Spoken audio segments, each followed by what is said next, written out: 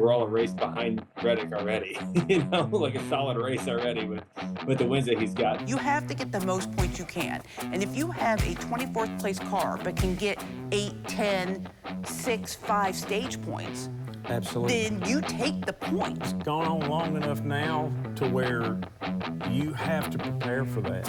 And you have to be good at it. You don't have to be just safe at it. My favorite reporter, Heather. My favorite reporter. What was it like for you growing up in this environment around this sport? It was amazing. I say sit them out. You can't race. The next 2 races, don't come because we're not letting you in. Just because those channels are free and available doesn't mean that every conversation is meant for everyone. I consider myself a fan of the sport. I care about the sport. Been around it my whole life. I want it to be successful. You guys are like the last great single car team in the garage area. How do you... That's right. You're a car dude, right? Yeah, I love cars. Okay, I'm a car person. My dad actually worked for Ford when I was a kid growing up.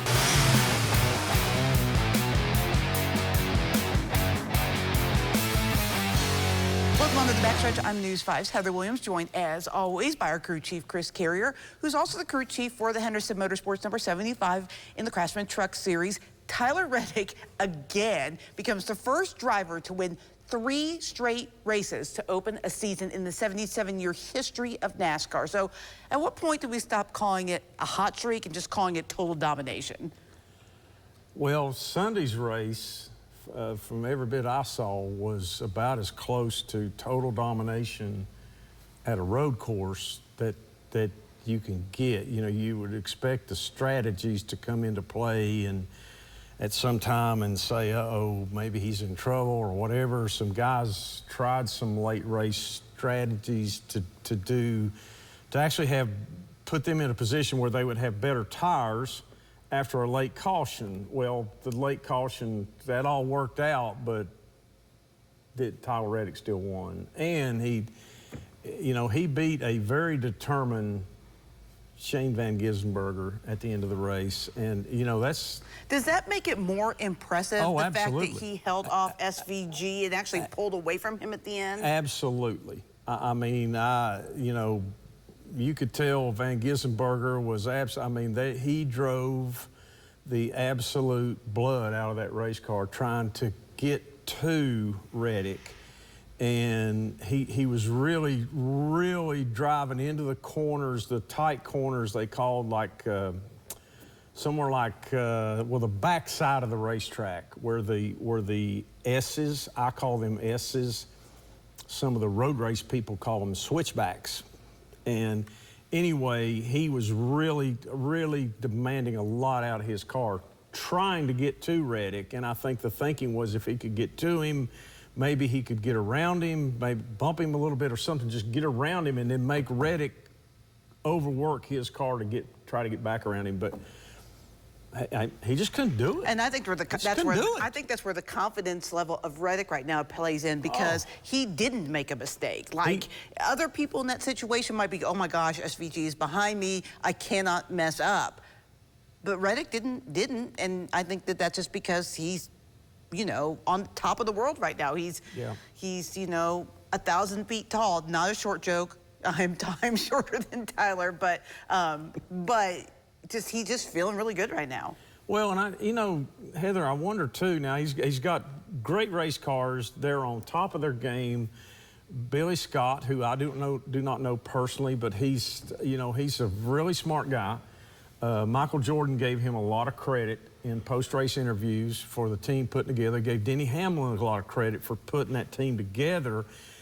And one thing I think though is, come on, you got probably the best professional athlete ever as your owner. Right.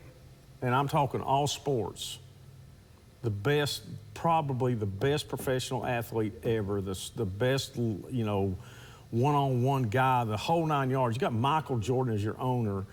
And, when he's talking to you and giving you that advice from Michael Jordan, you know, some of that's got to rub off. Yeah, you would think, for sure. Some of that's got to rub off. And I think Tyler Reddick is like, I'm going to live this just like I'm going to let him go through I'm going to go through this with him. He's the owner of this team. Let's face it, he's the face of it, the worldwide face of it. And I'm just going to do my job every week. And man, I'm going to ride the boat. And you know what? This could go longer. It could. Time for what matters and what doesn't. COTA was the debut of the 750 horsepower in a points playing race. So did the 750 horsepower actually change anything at COTA? Did it matter? Heather, I didn't see anything jump out at me that made me think, okay, this is better, this is not better, or this is the same. I think the same critical points to how to run a road race were the same. The pit strategy was, yes, in play. It got some people better finishes. It didn't win them the race, but it got them better finishes. Some people made some good moves. Michael McDowell, for one, their pit strategy worked out, got him a top 5, I believe, and a good run, a good day. It looked like still that, which a stronger horsepower motor is you need more forward bite, forward acceleration, rear wheels sticking to the racetrack and pushing forward instead of slipping and spinning.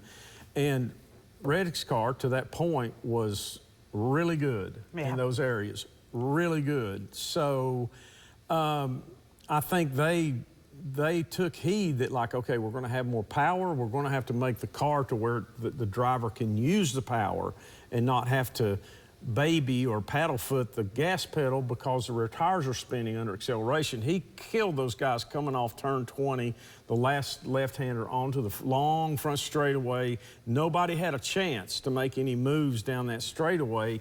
And yeah, he had a good motor, no doubt about it. Had a lot of power, but he was using that motor to the max coming off the corner and other parts of the racetrack as well. So did it make a lot of difference? I don't think you can make that decision after this race. I think maybe this coming week you may be able to answer that question a little bit better. Okay, I might ask you that again next week so we can get an answer. That's so, fine.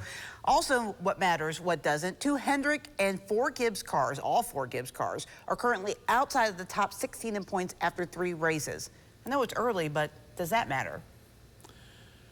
I think it does, because simply it's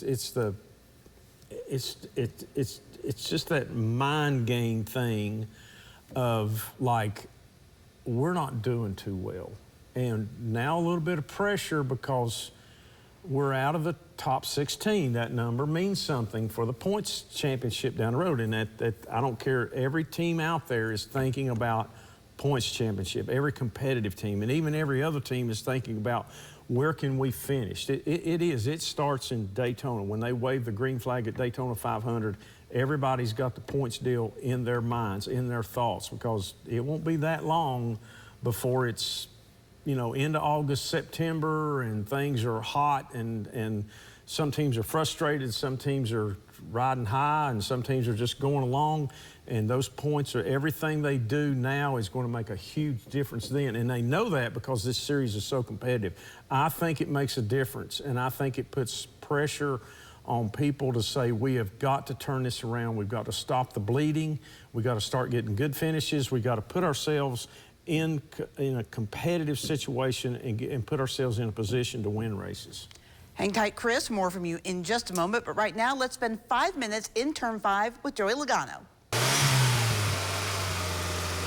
First of all, Joey, thanks for joining us. The start to the season has been crazy, right? Tyler Reddick's domination aside, the rest of the points are really shaken up. I know this is like just a little bit of a outcome of the schedule with a couple drafting tracks and then the road course, but are you concerned at all, or should drivers be concerned at all if they're farther behind in the points that they would like to be at this point? Well, I think there's no doubt that, I mean, we talked about it before the season started, that the chase was going to make points matter more, and it's going to affect decisions on the racetrack. And I think we've seen that happen already. I think it really showed a lot at COTA with how many cars took points. It's more than normal, took points at the stages versus flipping it and trying to get a good finish. So I think the game is changing for sure. I said it before, you take the elevator down and the stairs back up when it comes to points. That's how it's going to be. And so you got to be consistent and just kind of, I just say just top 10s, top 10s, top 10s, just keep knocking those out, solid finishes. Can't have finishes outside the top 20. And those things are key. And obviously we're all a race behind Reddick already, like a solid race already with the wins that he's got. So, right now he's checked out from the field, but over the course of 26 races, hopefully we can close that up. You have been on maybe not 3 races in a row, but certainly a hot streak like he's on now, 2 or 3 or 4 of 7 or whatever. What's that feeling like when you're on a run like that? It's fun. I can tell you that. It's you kind of get to the point where you're like, it feels easy. Right. And it's not, don't get me wrong, but it just feels like if it can go right, it does.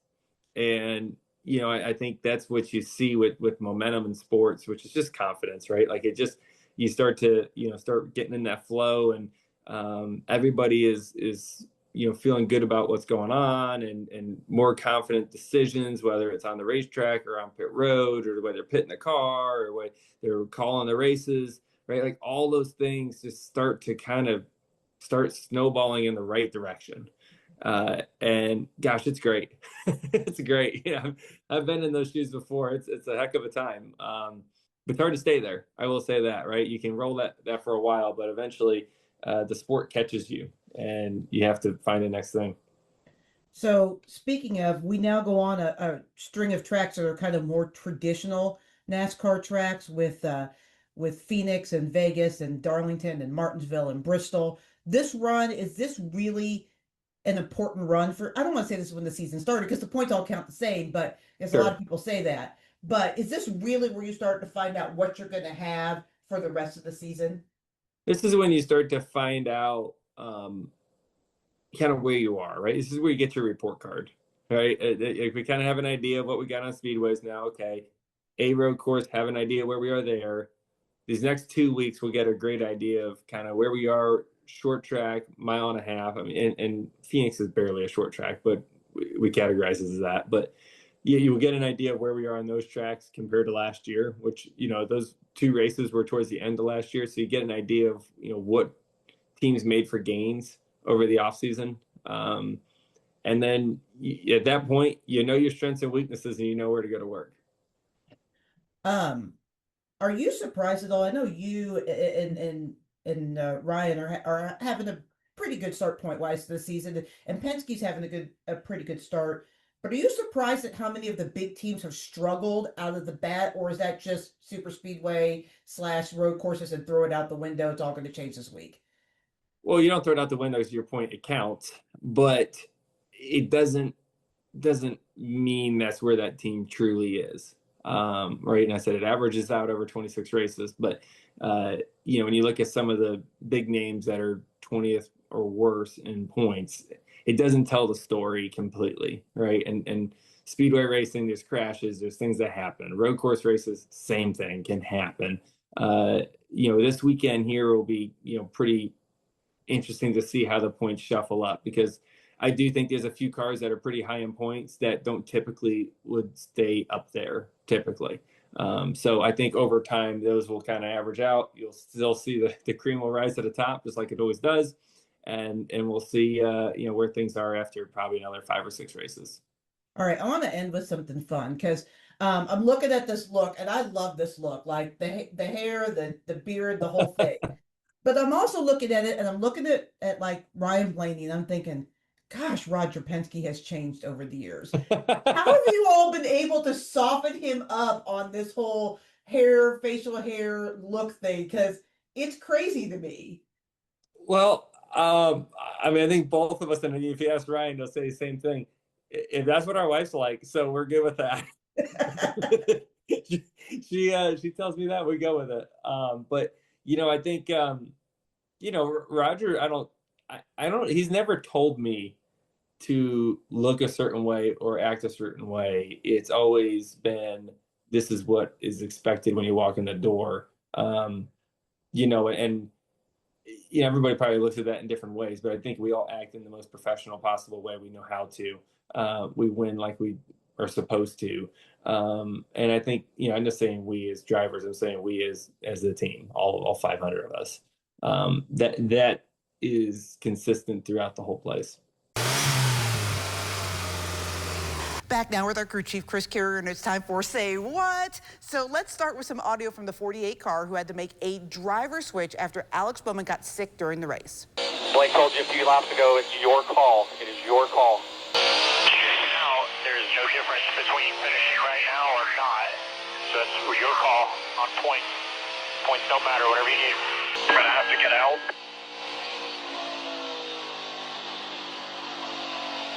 Copy. I got a relief driver in a couple laps, so up to you. If you need to pit here, you can. I'll wait until you got somebody. To the trailer. We'll do a driver swap there to the trailer.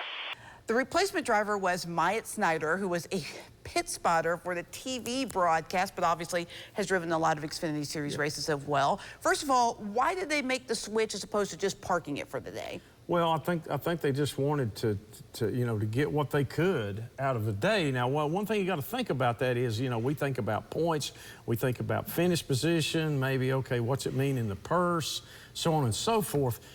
You also got to think about the people who are sponsoring this effort. A lot of people forget about that. They may have customers, or they may have employees that the sponsor comes, they may have people at the racetrack that that made a special effort to get there. They want to see their car out on the track. So I think that probably was maybe some of it. I think maybe they're looking at, okay, we've got to finish, we've got to get as many points as we can, car owner and for the end of the year deal and all that. I just think they had a want to win. Now, if there was really something wrong in the car that was like making him sick, and this was not a real safe for anybody to get in, I could have understood if they just said, we're parking this thing. We're going to park while we're behind. So I would have went along with whatever, but I thought it was kind of cool to say, hey, we're going to get a guy that's doing TV today and put him in our car and have him finish the race, a cup race. Myatt Snyder's a very qualified young man. Well, he's a qualified driver. I will tell you this, it proves, and I teach this to the people that I train all the time. Mm-hmm. Always come prepared to do whatever job you're qualified for, because you never know when your name is going to be covered. He had his fire suit and his helmet with him, even though he was just there that weekend to pit spot. Because you just never know when the opportunity, and he was the only guy really around that had a current NASCAR license that was going to be cleared by NASCAR to jump behind the car, and his opportunity came and he got to drive a Hendrick car. That is why you come prepared. I give him a double check mark and a pat on the back, extra pat on the back for what he did, and for the Hendrick people to be thinking about it. I mean, right. I don't know who, I don't know how this came about. Like, they thought, well, who are we going to get? Who do we have on our list? And well, there stands Myatt Snyder. Let's just get him. He's a pit spotter. Let's ask him. And it all worked out. And I did see that, that the NASCAR officials, I noticed David Green, he's over the safety stuff for NASCAR, does a great job. He was a driver for a long time, very experienced, very successful driver. He knows the deal. He was right there, kind of watching over everything to make sure that, all right, this guy's going to be safe when he gets in this car. He's going to be all right. If he has an accident, he's going to walk away like most everybody else does, and we want to make sure of that. So it wasn't exactly what you think's going to happen, but again, there was good that came out of it, because somebody down the road, this will happen. Somebody down the road will need to put somebody in their car or truck or whatever somewhere, and they're like, we need to think of somebody, and they're going to say, you know what? I like what Myatt Snyder did. He, just like you said, he was ready. He had no clue he was going to drive a race car, but he had everything he needed with him which took some effort. Right. And he was like Johnny on the spot. He got in there, dove in that thing, and finished the race for him. Accomplished. Kept it clean. Kept it clean, didn't tear nothing else up. Accomplished what the team asked him to do and did it with respect and used his head. Good for him. Yeah. Good for him. And I think it's a good lesson to other people, whether they're race car drivers or whatever doing, working at a TV station. Be ready for whatever comes up. Yeah. And you can make a mark on that. That's going to be a good mark for you and do you good down the road. Second piece of audio comes from teams as they try to decide whether to pit at the end of stage 2 or stay out for the points. So you might get a plan from Ryan here.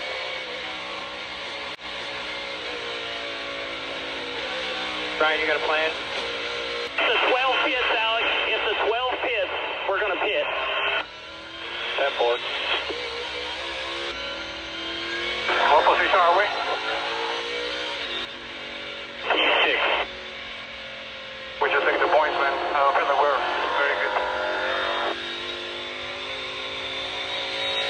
Yeah. So I know a lot of fans of these particular teams were kind of unhappy with them just points chasing, but isn't this kind of what it is in this current championship format? I think it is, Heather. I think you're going to have a lot of races where teams they may plan it from the start because of where they're at in the points. If they're not we talked about some teams that were not doing too well in the points right now. Hendrick teams, Gibbs teams, and so on, competitive race teams, winning race teams. And they're having to make some decisions to say, they're going to have to make some decisions to say, okay, this may not be what we want to do right now, but we have to do it right now to get ourselves up in the points, get ourselves a little bit of comfort, get ourselves to where we can focus on trying to win races. I understand that fans, they want to see all 40 cars out there running for the win at one time. We see Daytona and Talladega, and that's kind of in Atlanta, that's kind of sort of what you get. Right. Really. Well, it's harder to have that on road courses and intermediate tracks and short tracks and so on and so forth. So some teams are being realistic, and I'm not pointing out whatever, but there could be some teams that say, you know what, this isn't going to be our day to get a win in our top 5. We're going to have to get what we can get, and we're going to have to do it the best we can. And yes, we're kind of taking ourselves out of the chance to win the race, but we're also putting ourselves in a better chance, in a better position to finish in the top 10. Well, or maybe a little better. Or 28th, but get more points. I mean, right. part of what this full season points, which is what fans wanted, and this current format in the chase for the championship is you have to get the most points you can. And if you have a 24th place car but can get 8, 10, 6, 5 stage points, absolutely, then you take the points. You have to. There's no, and I give, I'm going to be honest with you, as a crew chief and driver, the driver's probably going to do whatever the crew chief, the race engineers, the team tells him. But as those crew chiefs, and say, if they're sitting there they have to be realistic with themselves and say, we're not winning today. Today's not our day. Now, I'm going to tell you something. In the middle of a race, when you're competitive and you want to come down there and kick everybody's teeth in and win the race and stick your chest out and wave the flag and all that stuff, carry the trophy, it's hard. It's difficult to say, today on our day, boys, we're going to have to try to get some points. We're going to have to put ourselves in a position to where maybe we can finish 15th instead of 20th or something like that, and take some points and get ourselves in a little better spot down the road a little bit, even next week. That's hard to do, and I give those guys a lot of credit. For being realistic and for being honest and trying to do the best they can with what situation they're given every week. Well, I will say this, all the drivers that stayed out and finished in the top 5 in that second stage and took the points, none of them won, obviously. No. But all of them are currently in the top 16 in the season-long points. So it's seeing the bigger picture for the smaller picture. Yeah, I think, and that's, again, that's not what anybody wants to have to do. No team out there wants to have to do this. They want to be the ones that's saying, no, I'm going to put myself in a position to win the race to be in that top 5 or 6 or whatever and be fighting, be swinging at the end of it to win the race, although we all know that only one guy wins the race. Everybody wants to be in that group. They want to be in that final match to say, okay, I'm going to try to win this thing. Sometimes you can realize that we just don't have the speed, we don't have the pace, our car's not handling good enough today, it's not running good enough, maybe our driver's off just a little bit, maybe our pit stops have been off just a little bit, whatever. It's not going to happen today. I have to make that call to say, okay, I've got to make decisions that's going to give us the best result that we're capable of each week.